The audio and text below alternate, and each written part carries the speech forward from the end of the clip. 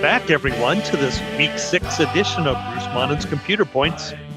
I am Bruce Monnin, your host, recording from the home studio in Minster, Ohio, home of those 3-3 Minster Wildcats, and checking in from the greater Cincinnati area, home of the 3-1 Cincinnati Bearcats, dramatic 37-34 winners over 4-2 Kansas, in a game where, if I remember right, the referees took away 4 Cincinnati touchdowns over the course of the game. Ooh. We have our co-host, chief researcher, and executive producer, Rebekah Monnin. Happy to be here. I saw a clip of the end of that UC game and it looked like an exciting last 40 seconds. I don't know about the rest of it though.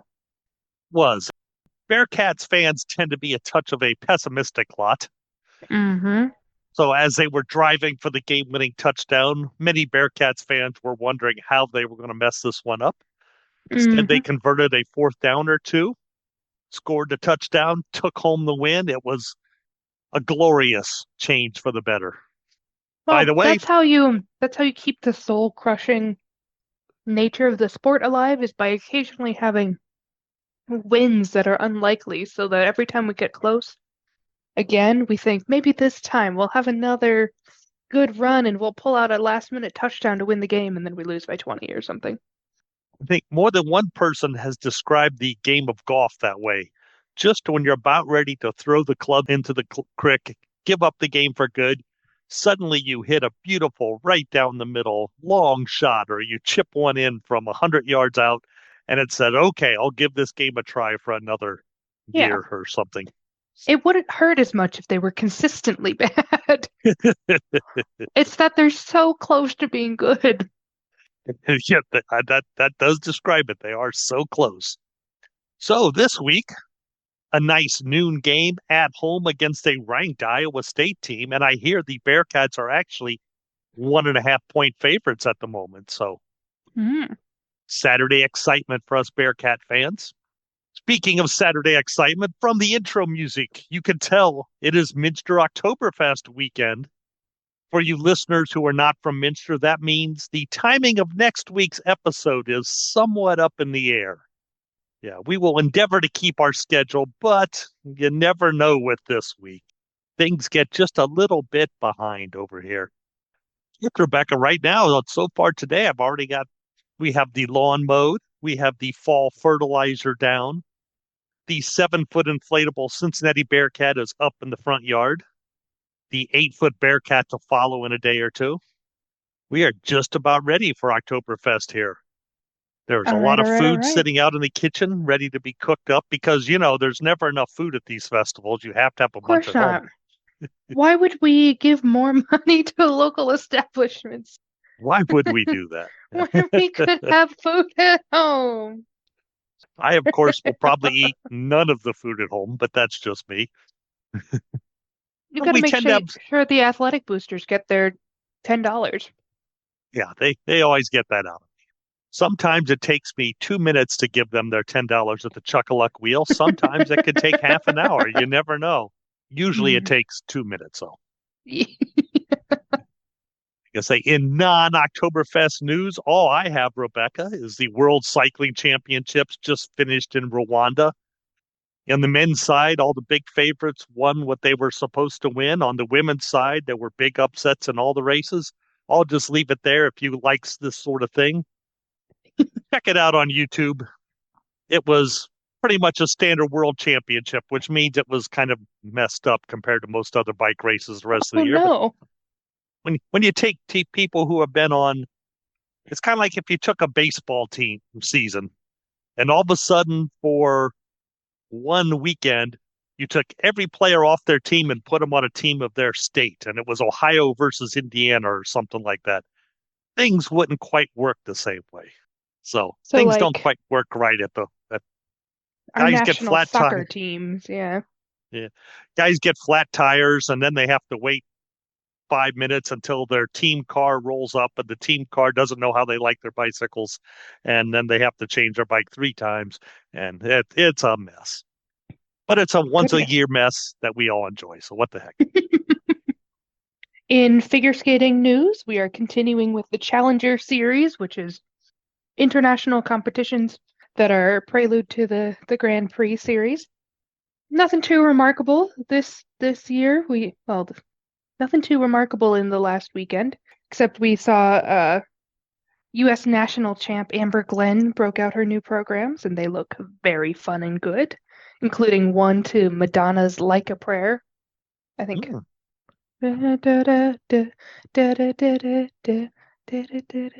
Yeah, like a prayer. Um, Another one to an instrumental one I didn't know the song of, but it was pretty and nice. Coming up next week is the Dennis 10 Memorial Cup in Astana. Well, it's not actually in Astana, it's on the outskirts of Astana. Which, if I remember right, is in Kazakhstan. Yeah. So that one will be good. We'll get another couple programs under the belt. We'll see how people are feeling. And the big one I'm looking forward to is Jason Brown's revealing his programs for the year. So for anyone who tuned in last year, Jason Brown is an American favorite who is not ever going to win an Olympic medal because he can't do quadruple jumps, but he skates a dang good program outside of the quadruple jumps. And he's one of the best ones to do it from actual skating skills side and not just jumping skills. So I'm a big fan. If I remember right, I believe this coming winter is an Olympics, right? Would that be in about Correct. February? Yep. So they're all gearing up. I'm sure everything is just a prelude to that big Olympic thing in January, February, wherever it is. It'll be February, I think. If you'll remember a couple weeks back, we had the Olympic qualifiers, so we established what countries can go to the Olympics already. Now everyone's competing individually to see if they can get their country's spot and get chosen by their skating union. Somehow That's I'm pretty guessing we will exciting. not have tickets to the Olympics, right? No, I have no, unless you have suddenly decided you want to go to Milan in January or February and compete with housing and transportation in the Olympic crowds.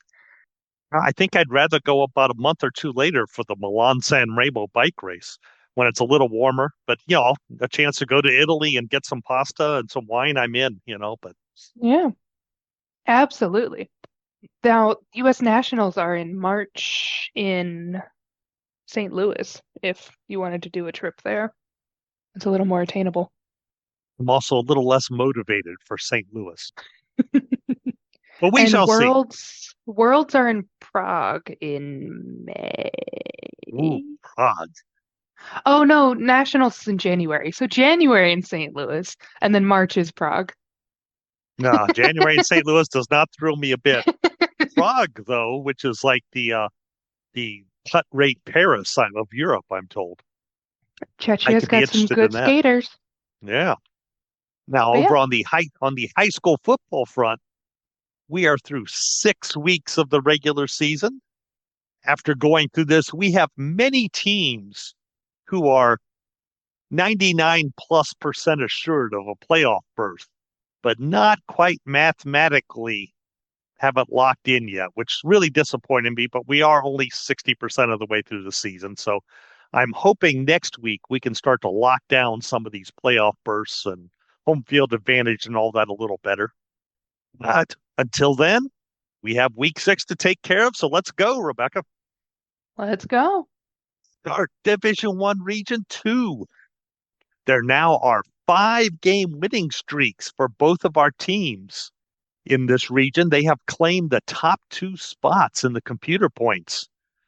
Don't know what happened week 1, but both number 1 Troy and number 2 Findlay are guaranteed to start the playoffs at home. So they are at least going to finish in the top 8. Troy defeats 4-2 Vandalia Butler.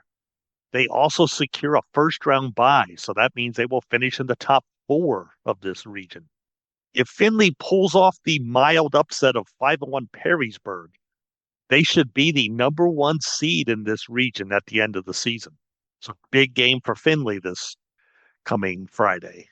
In Division 2 Region 8, we're going to start with Lima Senior. They are 9th in the standings. They garnered another large margin of victory win in the Toledo City League. I believe the score was 63-6 over Toledo Woodward. Oh my gosh. And Oh as a no. reward, they dropped another position in the standings from eighth down to ninth. Yeah. The Spartans face their toughest remaining game against 3-3 Toledo Start next. And if they win that, that will secure a playoff spot and probably a home game also. Number 18 Piqua and number 21 Sydney are both in postseason trouble. Sydney needs a win this week against 2-4 Greenville to avoid elimination. And after that, the week later, they play 5-1 Troy, and that's going to be a much tougher Hmm. game to get a win out of. On the other hand, plays who do they play? 4-2 Fairborn. With a win, they have a 73% chance at the playoffs. With a loss, their chances fall to only 17%. I show Pick was about a one touchdown favorite in that game, but that is a very important game for Piqua. Into Division 3, Region 10, our first half of our WBL coverage here. We start with undefeated number 2, Wapakoneta. Faces the first of their two remaining serious tests. This one against 5-1 Lima Shawnee, who is currently number 4 in our standings. The winner of this game is guaranteed a home playoff game and likely a first round bye. To be honest, Wapakoneta probably gets a home playoff game and a bye, even with a loss in this game. We'll have to see what happens the rest of the season. Lima Shawnee, unlikely to still finish in the top 4 in this region without a win in this big game. Number 16, so 4 spots out of the top 12, is St. Mary's. They can just about assure themselves of a spot in the postseason with a win over 3-3 Van Wert. However, if they lose, the Rough Riders likely need to beat Lima Shawnee next Friday. I think St. Mary's has better chance against Van Wert, to be honest. They're about a touchdown favorite in that game. Number 19, Defiance, is on a 4-game losing streak. They really started out with some exciting games to start the year, but it's not been near as interesting since for us fans, I guess. Hmm. Probably not for the players either, I'm sure. I would guess it's not been a highlight of their year. They need at least 3 more wins to have any postseason chance. This week's trip to play 1-5 Kenton is their least dangerous remaining foe, so they really need to get the win this week. Least dangerous is a fun way to put that. Least dangerous. Everybody in the WBL is at least somewhat dangerous. Number 20, Salina. Usually when we're talking about teams in the 20s, we don't say this, but they should make the playoffs. Oh, if they win their final 4 contests. Well, yeah, a 4-game winning streak helps anybody here make it into the playoffs. Salina's next 2 games are against 3-3 Elida and 5-1 Lima Bath, and those are the most critical. If Salina loses to Elida, that leaves the Bulldogs mathematically still alive, if not realistically still up for a postseason. I have to say, mathematically is not my favorite way to still be alive for the playoffs. No, it's when I say that, those teams never really make it. It's the No, realistically that counts. There is numerical hope, but that's not the same as real hope, right? they could have a heck of a end of the season, and maybe some other people above them have a weirdly bad end of the season.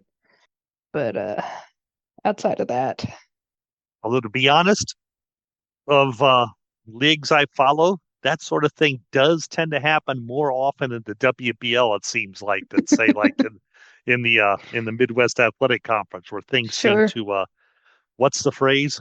Run according to Hoyle. Things Okay. go as expected. Sure. I only know according to Hoyle because it's you, and also there's a bar in Cincinnati called that. Really, Uh-huh. I think I It's have heard in of that place Norwood. actually. Yeah, I think I've sent you a picture of it. I think you did. Yes, Yeah. Anyway, fingers crossed. Maybe Norwood, we'll get not exactly a neighborhood I spend a lot of time in over in Norwood, but they're doing good work to make it more of one. This is specifically in Factory 52, which is an old playing card factory they've turned into like restaurants and living space and bars. It's a good area now. trying to remember that old playing card factory, the name of that place. It was yeah, I'm It, drawing a blank, but I can picture it. it Yeah. was probably associated with bicycle. I believe it was years and years ago. Yes. Years and years ago. But anyway, football, if we pull out a nice end of the season for Salina, it would make a fun story and a real good baseball movie. I don't know if I'm I succeeding. I don't understand that one at all. But okay. I feel like there was a baseball movie where they needed to win out to get into the league final or whatever, and I You don't mean know. I don't like know sports movies. like Major League, where every game Like they won, they Major took a League. piece of clothing off the owner, a picture of the owner. Maybe not like Major League. Maybe we should move on to the next region. How about them Reds, huh? Apparently, they're doing really well. All right, Division Three, Region 12. We'll start with the number one team, Tippecanoe. Tip City Tippecanoe remains number one. They're just ahead of undefeated London in the standings, thanks to a 62-0 victory over winless Sydney last that would have been Friday. If Tip City can beat 5-1 Xenia, that should allow the Red Devils to increase their advantage and secure a first round bye. At number 13, Bellefontaine is now only one position out of the postseason after a much needed 23-21 victory over 4-2 Kenton Ridge. I think we highlighted that as a very important game last week. The Chieftains still likely need to defeat 6-0 London this Friday or 6-0 Jonathan Alder in week 10 to make the playoffs. Both of those are going to be very difficult to achieve. At number 19, Greenville, another team that got off to a fast start to the season. They need to defeat winless Sydney. That would be this Friday, and beat at least two of their three final opponents. Unfortunately, those three final opponents have a combined record of 16-2. That's going to be a difficult task to achieve. Yeah, we're getting to the nitty-gritty part of the season for sure. Yeah, we're starting to run out of options for some teams, that's for sure. Division 4, Region 14. It's the other half of the WBL and others. It's the other half and others. What a And way to others. say it. Okay. I think that's how the state promotes that region. I think it's just known as the other half of the WBL and others. And others. It's like the poor saps who get to play against MAC teams. This is the division of MAC teams and others. And others. Okay. All right. How's it looking here in Region 14? All right, we'll start with number 2, Lima Bath, heavily favored to win their next 3 games before their Week 10 showdown with 6-0 Wapakoneta. If so, that is, if they win those 3 games, the Wildcats will host their initial playoff game and probably have an opening round bye, regardless of the outcome of that WBL championship game that we're expecting to end the season. Number 6, it's one of the others, Napoleon. They face 3-3 Holland Springfield this Friday, and a win gets the Wildcats into the playoffs and may even lock up a home game. A loss reduces the odds of making the postseason all the way down to 99%. So Oh not too no. worried. No, I would say not. Hate that 99%. If number 8 Van Wert can leave 3-3 St. Mary's with a victory, they should qualify for the playoffs, assuming they survive against winless Ottawa Glandorf and 1-5 Kenton later in the season. A loss for Van Wert means the Wildcats probably will need to upset 5-1 Lima Shawnee in week 9. So I believe we had the same thought for St. Mary's. Get your win this week, right? That's a big game, Get your St. Mary's and danged Van Wert. win in. Yeah. Get it in. At number 11, just barely above the cut line, we find Ben Logan. They lost a close 26-21 game to 5-1 Graham. So the Raiders can only afford one more loss on the season. It would probably be best to avoid a defeat in a toss-up game at the hands of 3-3 North Union this Friday, as they have 2 4-2 opponents remaining on the schedule afterwards. And at number 17, Elida needs to defeat 2-4 Salina and 2-4 Defiance. And after that, we'll find out if they also need to beat Wapakoneta later in the season, and I'm guessing they probably will, but we'll see how the numbers work out. At number 22, Kenton needs to win out to stay alive. That's going to be very difficult for the Wildcats. In Division 4, Region 16, we'll start with Urbana, 16th in the standings. Can still make the postseason if they win 3 of their final 4 games. The most challenging of these 4 will be this Friday when they play at 6-0 Jonathan Alder. So, but even with the loss, they could still get in winning their last 3, and those last 3 should be more realistic than this one, probably be a way to put it. Number 21, Tip City Bethel has to win out to have any hope after a tough 21-16 loss to DeGraff Riverside. They are 2 to 3 touchdown underdogs against 2 and 4 Covington on Friday. That loss to Riverside's really going to come back to hurt Bethel, I think. All right, are we down to the Liberty region? We are down to the Liberty region, Rebekah. Heck Division 5, yeah. Region 18. Not Still much different this undefeated, week. I see. Yep. Our dynamic duo of number 1 Liberty Center and number 7 Liberty Benton. How are they still number 7? What are they doing? It's actually a tough region. There's a lot of good teams at the top of this region. Now, this week, they only won by a combined score of 91-19. What are they doing? Okay, sure. Now, as your sister would say, we have a nice numerical palindrome there, 91-19. Yeah, that is a fun one. Yeah. Liberty Center is my favorite number this week, 99% favored to earn a first-round bye with a win over 5-1 Evergreen, while Liberty Benton is 99% favored to earn a home game if they can triumph over 4-2 Pandora Gilboa. And just for fun, Rebekah, we'll take a brief look here at the Liberty region. Number 2, we find 5-1 Genoa. At number 3, we find 5-1 Worcester Triway. At number 4, we find 5-1 Milan Edison. At number 5, we find 5-1 Fredericktown. At number 6, we find 5-1 Oak Harbor. You're starting to see why Liberty Benton is still number 7. All those teams. There's got to be a lot of like 0-6s at the bottom of this region. There just has to be. 4 0-6s. Not that many, really.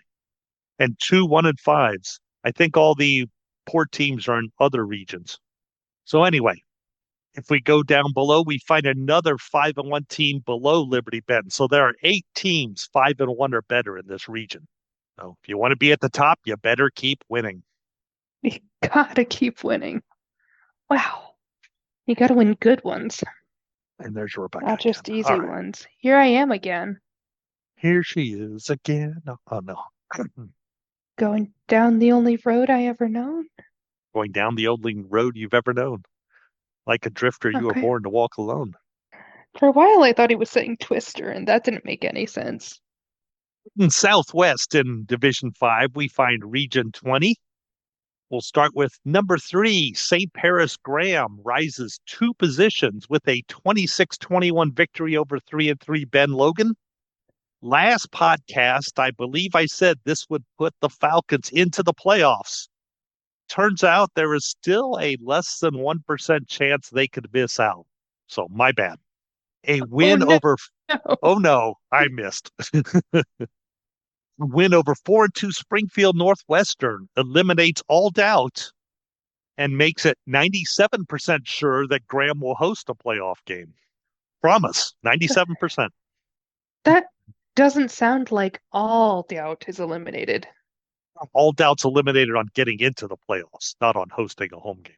Oh, okay. Okay, I follow. Gotcha. Now, at number 4, Miami East is, however, a 100% lock for the playoffs. They are also almost a lock for a home game. They're another one of those 99%ers. And they have a 60% chance for a first-round bye. Defeating 6-0 Sidney Lehman increases all these odds significantly. So Miami pulls that one off. They can pretty much count on having a first round of the playoffs off to scout their future opponents. Number 7, Indian Lake. here we go, is now 99+% assured of a postseason spot. After a 17-14 win over 3-3 North Union, Indian Lakes had some interesting games this year. The next game against winless Springfield Shawnee will have little effect on anything, but each win after that will make a home playoff game more likely for Indian Lake. Number 8, West Liberty Salem picked up a 42-0 win over 2-4 Milford Center Fairbanks. I was not expecting them to win by that much. No. It's a nice, Now, satisfying score, though. yeah, it is. Figure it was a nice, good win. Probably a running clock in the about end of the third quarter, maybe Probably. something like that. Yeah. The Tigers face 5-1 Northeastern as a 3-touchdown underdog. An upset win, and the Tigers are basically in the playoffs. A loss, and the odds fall to about 60%. So better than 50-50 shot of still getting it if they lose this game. So winning would be a whole lot better, right? I think that's usually the case. I think that's usually the case. I think nearly everyone's thinking that, yeah. Last year, number 10 Versailles started 5-0 and then lost their final 6 games. The Tigers' final 4 opponents this year have a combined 16-8 record, and they just lost to Marion Local. So the fear of a repeat must be there, however unlikely that result would be this year. If Versailles can defeat 4-2 Anna, that should lock down a playoff appearance. And we'll come back to that Versailles Marion Local game a little bit later. And at number 12, Arcanum starts its 2-game run to the playoffs against 1-5 Twin Valley South and then 4-2 Miss Sinual Valley. A loss in either game means an upset over 4-2 Ansonia or 6-0 Tri-Village may be needed later to make the playoffs.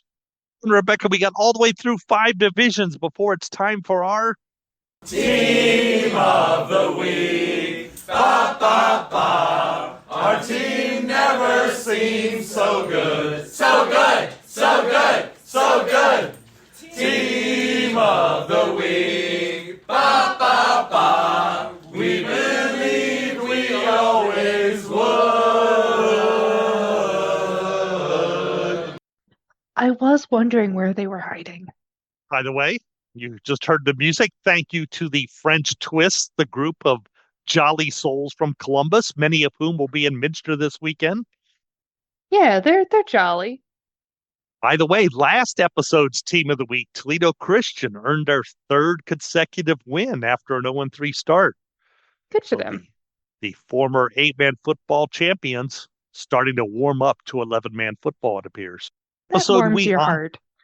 This episode, we honor another 3-3 team, Van Buren, who were 18-point underdogs against 3-3 Macomb, but won 35-14. Macomb had shut out their last 2 opponents, including 4-2 Ada, whom they beat 49-0 last Friday.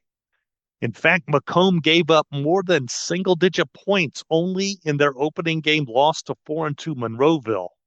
So very impressive. Van Buren was able to put 35 points on the board. On a little bit of a down note, Drew Pasteur's computer has the Black Knights as the 3rd most likely team in the state to miss the playoffs if they end the regular season with 6 wins. And he has Van Buren as one of the best teams in danger of missing the playoffs in Division 6. So good win last week. We need more out of Van Buren, though. Absolutely. That's not a superlative you want. No, you do not want those. We're very good. We're one of the best teams that didn't get a chance to prove it in the playoffs. Woo!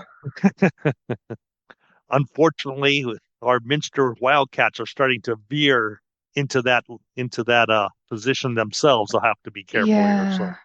So in Division 6, Region 22, home of those Van Buren Black Knights, by the way. Good. It makes sense. We would talk about them right before their division. Yep.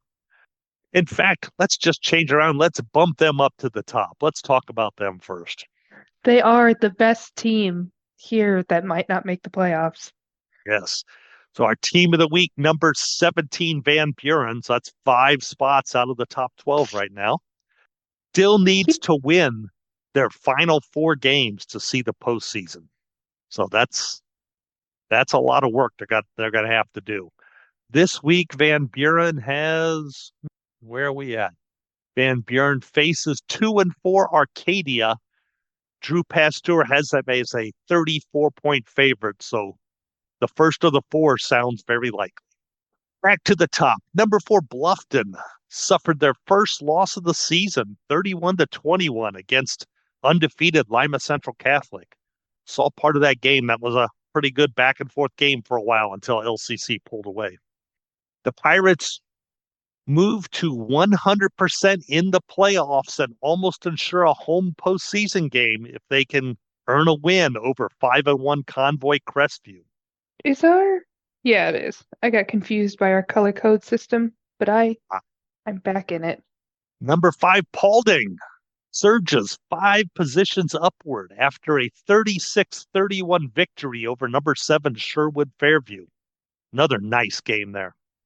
Paulding is now likely in the playoffs. Not 100% sure yet, but likely. And they are also close to securing a home game if they defeat 5-1 Edgerton. Sherwood Fairview, the team they defeated, definitely in the playoffs already. Likely earn a home playoff game if they get a win over 2-4 Antwerp. Number 11, we find Patrick Henry, 5-1 and number 11 in this region. That's tough. Of course, in a little bit, we're going to talk about Convoy Crestview, 5-1 and number 13 in this region. This is not an easy region. But Patrick Henry, there's tougher. Yeah. Yep. Patrick Henry dropped 4 places after they suffered their first loss. They went down to Liberty Center 35-6. Yeah. Good news is if the Patriots defeat 4-2 Delta, that's going to just about secure a playoff spot for them. Light at the end of the tunnel. Absolutely. As I just mentioned, Convoy Crestview 5-1 and 1 spot out of the playoffs in 13th. They fell on the wrong side of the cut line after defeating 1-5 Delphus Jefferson. Oh, that's not fun. Okay. The Knights play 5-1 Bluffton next. Bluffton will be favored in that game. A win makes the playoffs likely, and a loss makes the postseason actually unlikely at 5-2. That's scary already. That's a tough region. Okay, we mentioned number 17 Van Buren needing to win their last 4 games. Number 18 Tenora also needs to win their last 4 games, but Tenora is actually favored to do so by Drew Pasteur's computer. Number 20 Spencerville plays number 21 Allen East. The loser, I'd say, is out. The winner, it's Rebekah's favorite phrase, they will not yet be mathematically eliminated. Not yet. There's a chance. Still a chance. It's not a good one, but there's still a chance. Division 6, Region 24. We'll start with number 2 Tri-Village.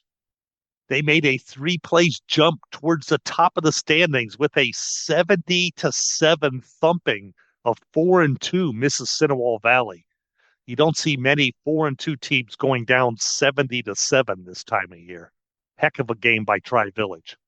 Patriots already in the playoffs. They will be 99% favored for a home game and 98% favored for a bye if they get a victory over 0-6 Dixie, which seems kind of likely, doesn't it? Next, we have number 3 Coldwater fell 2 positions in the standings with a win over 0-6 Parkway. Yeah. Yeah, those 0-6 wins don't do much. No, they do not. At least not from a computer points perspective. Morale, maybe. Yeah. With 0-6 Delta St. John's on this week's schedule, a victory will do little more than make a home playoff game slightly more likely. They might still drop in position, though. It may, yes. Wins the following 2 games over 4-2 New Bremen and 4-2 Versailles. Should earn the Cavaliers a bye before starting the postseason. Of course, it's not going to be easy to get wins over 4-2 New Bremen and 4-2 Versailles, but if they do, a week off for Coldwater, it appears. At number 5, Mechanicsburg dominated again, this time 62-0 over winless Triad. This is another team that in reality is in the playoffs, just the mathematics are not quite 100% sure yet. A victory over 2 and 4 Fairbanks will make it official and make home field advantage almost certain. Yeah, that's going to happen. I would say you're right there. It'd be a weird world in which it didn't. Number 10, Anna clinches a playoff berth with a home win over 4-2 Versailles, which won't be easy, but they are at home. An additional win over Marion Local or Fort Recovery will be needed later in the season to earn a home playoff game. Oof. Yeah. Before the season started, we just said, yeah, Fort Recovery would be the best bet, but Fort Recovery's playing some tough ball right now. Yeah, neither one is a fun one to overcome there. Number 12, Lima Perry faces 0-6 Corey Rawson in a game that, to be honest, it's not going to matter very much, at least from the computer points wise. We're sorry, Lima Perry fans, you matter. Yeah, win or lose, it's not going to help Lima Perry get into the playoffs. Oh. The Commodores need to then win 2 of their final 3 games, and we'll have more details on that next week, I'm sure. Number 15, Covington has now won 2 games in a row. The Buccaneers are favored for the next 3 games. And I believe we mentioned this last week, but a 5-5 record still looks good enough to end up as the number 11 or number 12 seed in this region. So slow start for Covington, but they're coming on strong now. In Division 7, Region 26, we're going to start with the top team. Number 1, Lima Central Catholic, pulled away somewhat from the pack with their win over 5-1 Bluffton. Thunderbirds have locked up a home game, so they're guaranteed to be in the top 8. And all they need is a win over 1-5 Delphus Jefferson to get a first-round bye in the playoffs and probably the number 1 seed. Number 2, Leipzig, still undefeated at 6-0. They have a toss-up game against 3-3 Macomb, which tells you the computer is not as impressed with Leipzig's 6-0 start as maybe it should be. I don't know. A victory by Leipzig gets the Vikings into the playoffs, likely gets them a home game, and probably gets them a first-round bye. A loss means that all that good stuff has to wait another week or 2 or 3. Number 6, Pandora Gilboa grabs a playoff berth with a win over 6-0 Liberty Benton. Not going to be easy. What does my computer say here? Says Liberty Benton favored by 4 touchdowns. 4. Okay. 4. Good yes. stuff. So a more likely loss leaves the Rockets only 99% sure of getting into the postseason. It's our favorite number this week, folks. Mathematically uncertain. Number 9, Arlington faces winless Bloomdale Elmwood next. The game against 3-3 Macomb the following week may determine the postseason fate of the Red Devils. We've mentioned Macomb a few times. They are number 11. They seem to be a crucial game on everyone's schedule. That's at least 3 different teams we've mentioned Macomb relative to so far this week. Mm-hmm. Slight upset over 6-0 Leipzig would put Macomb on the edge of postseason qualification. A loss means they're in some trouble. I feel like this may just be recency bias or the way you've scripted this podcast, but we're talking about a lot of 0-6 teams and 6-0 teams. There don't seem to be very many we're discussing in the 3-3 range. It seems like there's a lot of teams high up in the standings playing winless teams this week. It does seem. Yeah. It's occurred a lot. It has. It has. I don't know if we're just not talking about like the 2s and the 4s because they're unlikely to make it to the playoffs, or if just weird coincidence of late season matchups. It just seems to be that way. And speaking of which, number 10 Ada still needs 2 to 3 more wins, but it is only favored against 0-6 Riverdale this coming Friday. What are we doing? Okay. Then the Bulldogs need an upset or 2 to end the season if they want to reach the playoffs. All right, now we get to the cut line teams here. Number 12, Ridgemont, suffered a large blow to their playoff chances when they lost 36-34 to number 13, Upper Scioto Valley. Ridgemont will need to win their final 4 games, including a later matchup against 6-0 North Baltimore. So that's going to be difficult. Upper Scioto Valley only needs to win 3 of their final 4 games, which is probably good because they also play North Baltimore later this season. The Rams have a tough game this week. They face a hot 3-3 Toledo Christian squad. A little farther down the standings, number 18 Waynesfield Goshen needs at least 3 more wins, and their last 4 games are all very competitive matchups. They play 4-2 Marion Elgin this Friday. Maybe the toughest of the batch. It's one of them, at least. Number 19, Columbus Grove, has now won 3 straight and are favored against 1-5 Fort Laramie before the following huge games against 5-1 Convoy Crestview, 6-0 Lima Central Catholic, and 5-1 Bluffton. There's some Grove will need to diversity find, yeah, that's a tough end of the season there for Columbus Grove, isn't it?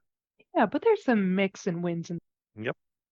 Grove needs to find 3 wins in those final 4 games. If I was a gambling man, I would say I see 2. It's going to be tough for Columbus Grove. Tough start to the season and a tough end. And before we finish off here, I guess we better get to our Scores of the week. And you just heard the Huffman family singers on that one. I don't believe most of them are showing up in Minster this week for the Oktoberfest. Our first score of the week, Marion Local 20, Versailles 19. Oh my goodness. Oh my goodness. Okay. Marion Local's 69-game win streak was on the line as Versailles jumped out to a 19-7 lead early in the second half. The bad news for the Tigers at that time was they missed an extra point kick and then they missed a 2-point conversion try, which kind of sounds like Versailles' recent loss to New Bremen from a couple of weeks ago. Sounds like they need to drill their special team. Yeah, I believe I heard they made their first kick and the kicker then was injured afterwards and they went to their second string kicker. Not 100% certain on that, but I believe I read that somewhere. That will do it. Now, Marion Local reduced the deficit to 19-13 late in the third quarter. In the fourth quarter, Marion Local had a 4th down play and they completed a 35-yard pass. But numerous fan videos showed that the ball was not actually completed. It was dropped, but the referees missed it and gave Marion Local the catch. Quite the controversy across the state. Yeah. No kidding. Marion Local was faced with another 4th down play later in that drive, but they completed a 10-yard pass for the winning touchdown. So that's about as close as Marion Local's had in this 70-game win streak, I believe. Yeah, no kidding. Ugh. For our next score of the week, we'll go to a slightly less competitive game. Salina 70, Kenton 35. Okay. So that's 105 total points in that game. I'm sure that was 15 touchdowns there. Salina ended the game with 350 rushing yards. So it wasn't even they were doing it through the air. They were grinding that out in the running game, keeping that clock moving. 8 rushing touchdowns for Salina. Despite the 35-point win, the running clock was only briefly in play in this game, which is probably how they were able to rack up all those points. Wow. Our next score we mentioned briefly earlier, Upper Scioto Valley 36, Ridgemont 34. This game was in overtime. So I don't have any details other than the fact that Upper Scioto Valley made a 2-point conversion in overtime, and Ridgemont was not able to match that, thus the 2-point difference. That was a big game for both teams in the playoff hunt. Sounds like a fun one to have been at. 5 touchdowns each, it looks like. 4 each in regulation, 1 in overtime. Always like a good overtime game, Rebekah. Yeah, when you're not in it and it's not freezing and it all ends up the way you want it to. Yeah, when the weather's nice and you're not heavily invested in either team, an overtime game is fantastic. And the weather was pretty okay this weekend, although it might have rained on them. It was pretty nice, yep.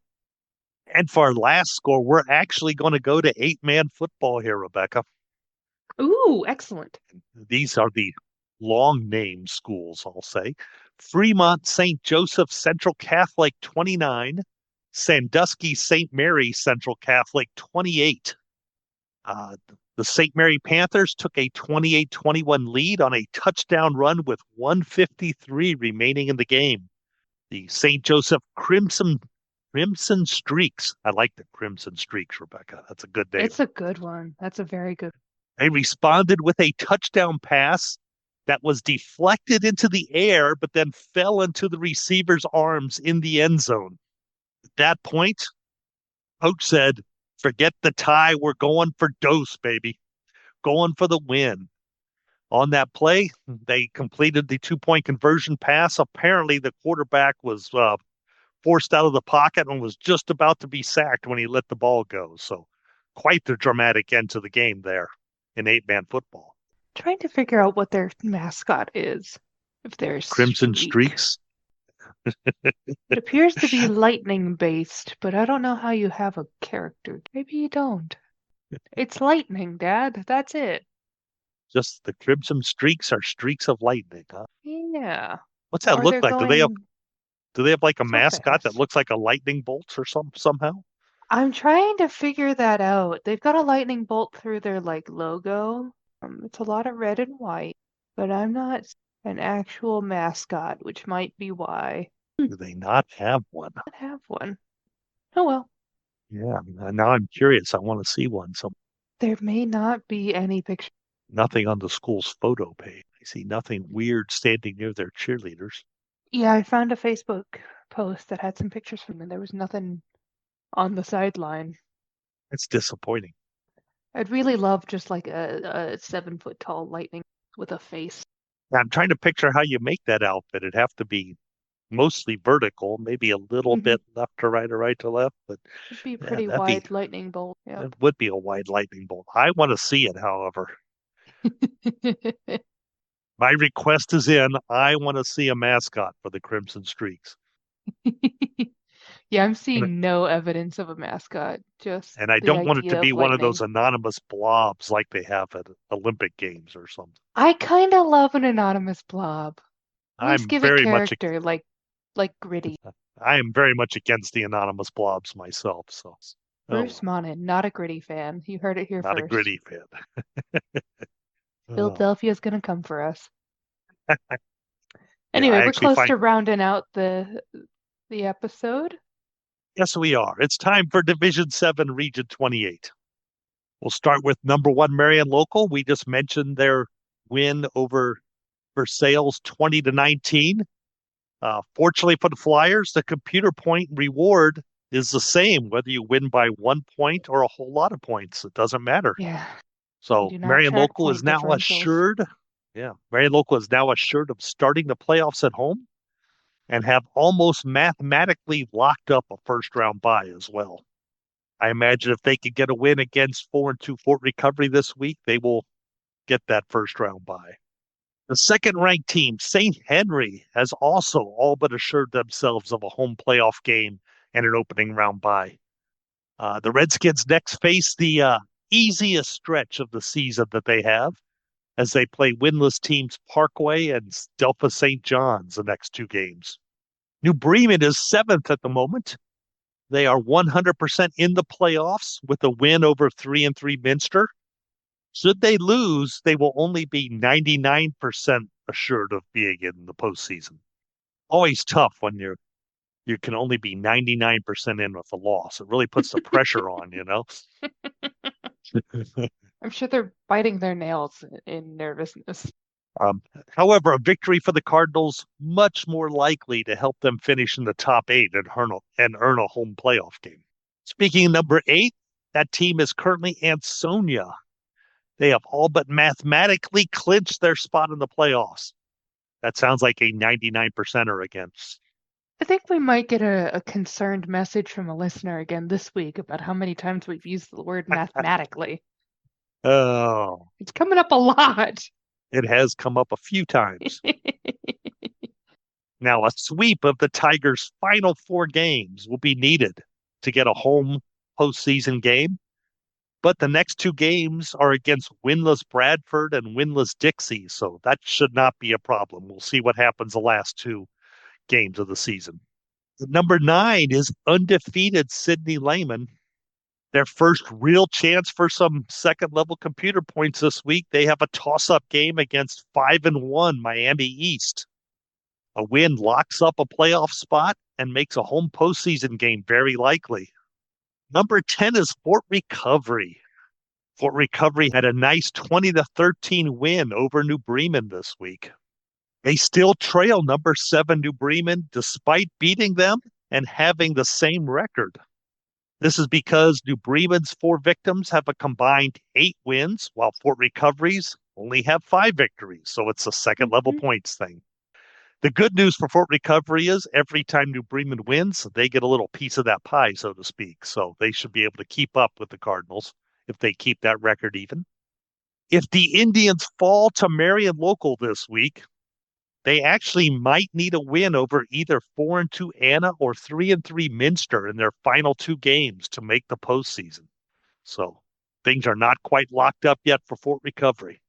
Number 12, we have DeGraff Riverside. They stayed alive with a 21-16 victory over 2-4 Tip City Bethel. Victories over the 2 winless squads of Dayton Northridge and Troy Christian would give the Pirates a 50% chance at the playoffs. So they're already number 12. If they get those 2 wins, it's not going to help them a whole lot. Going to keep them about there. They then have games against Sidney Lehman, who's 6-0, and 5-1 Miami East following. So they better win these first 2, I guess, and then maybe one of the other 2. We'll see how that goes. And number 13 is Minster, 1 spot out of the playoffs right now. They still have Marion Local and 3 4-2 teams remaining on their schedule. So, folks, if you're doing the math at home, it's not good. That is 18-6, the record of their 4 remaining opponents. The good news for Minster, 1 victory is projected to earn the Wildcats the number 12 seed, which sounds kind of poor, but looking at the way this region works out, if you qualify 12th, you probably do not see another MAC team for the first 2 rounds of the playoffs. So not the worst thing in the world. High stress, medium reward. Again, there's a Week 10 game between Fort Recovery and Minster that could be very, very big for both schools. And at number 15, we have Mississinewa Valley. They're going to need 2 large upsets to reach the postseason. They have the first chance for that against 6-0 Preble Shawnee this Friday. Drew Pasteur says Preble Shawnee a 40-point favorite. It's a little ugly. And that gets us to our 8-man football, Rebekah. I think we're still a good week away from starting to have teams lock up playoff spots and be out of it. Okay. At this moment, all 8 teams are still officially in the hunt. We mentioned our scores of the week. Fremont St. Joseph. They are now, you'd have to say, one of the contenders as they knocked off undefeated Sandusky St. Mary. That leaves Southington Chalker, the only undefeated team remaining in the Northern 8 Conference play. Chalker 5-0 overall, 3-0 in league play.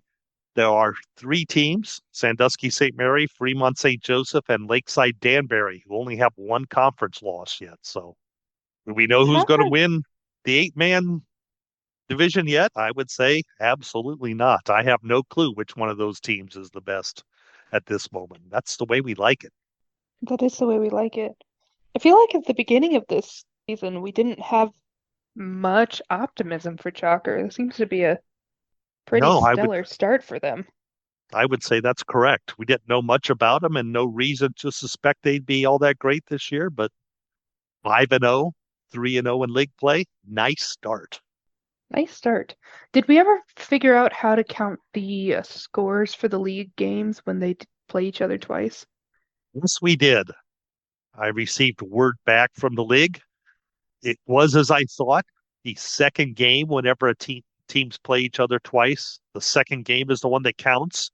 However, there were 2 teams that on their own decided they would rather count the first game And so they informed the league office that the first game was the one they counted between them and not the second. And that's what had me thrown off for a while.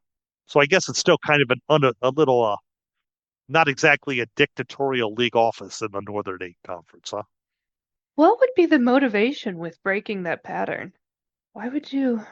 The only thing I could think of is maybe the two teams were considering whether they found some non-conference opponent later on that they wanted to play and then they didn't Maybe play not the playing second it. time. Yeah. That's the best I can figure.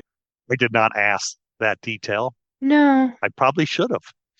Yeah, that would make sense. All I was thinking of was one team I'm sure would love to pick the first game, but to get agreement with both, it's got to be Yeah. They some did do other. this before the game was played. So, yeah. I would imagine you'd have to. So that wraps Okay. us up, Rebekah. Another sure week in does. the books. Absolutely. We'll be getting some more exciting and more tense results next week, I would say a you're little right bit there. later. But anyway, this was Bruce Monnin's Computer Points podcast. Please, of course, like and subscribe to this podcast on your favorite streaming platform if you enjoyed us and you'd like to hear more of us.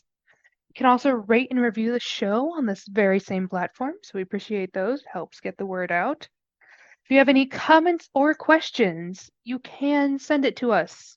You can do that by email by sending it to bdmonnin@nktelco.net or submitting on X/Twitter to @BruceMonnin, where it may be used on a future episode. You, of course, can also always place your thoughts in the comment section of our YouTube page underneath the video that you are watching. We are on Apple, iTunes, Spotify, or YouTube. There's also some episodes up on iHeartRadio and Amazon Music. Be sure you search for probably the second result you'll find for Bruce Monnin's Computer Points. The old ones from 2024 will be the look for 2025. By the way, we had an uptick on our YouTube channel this week, Rebekah. Ooh, that's exciting. Yes, it was only an uptick by one, but it was an uptick. It's like, did we put in a particularly fun graphic? Did Mm. someone make a TikTok video out of our stats? And I didn't even view the YouTube one this week, so there could have been one more. It could have been one more. It could have been two more if I'd have looked at it. And the big news with the end of this episode, Oktoberfest weekend is now officially underway here in Minster.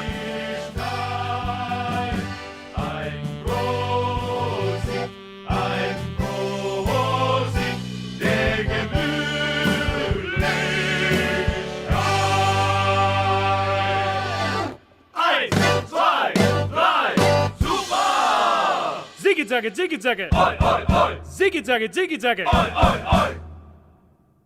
Some of us have 3 more days of work.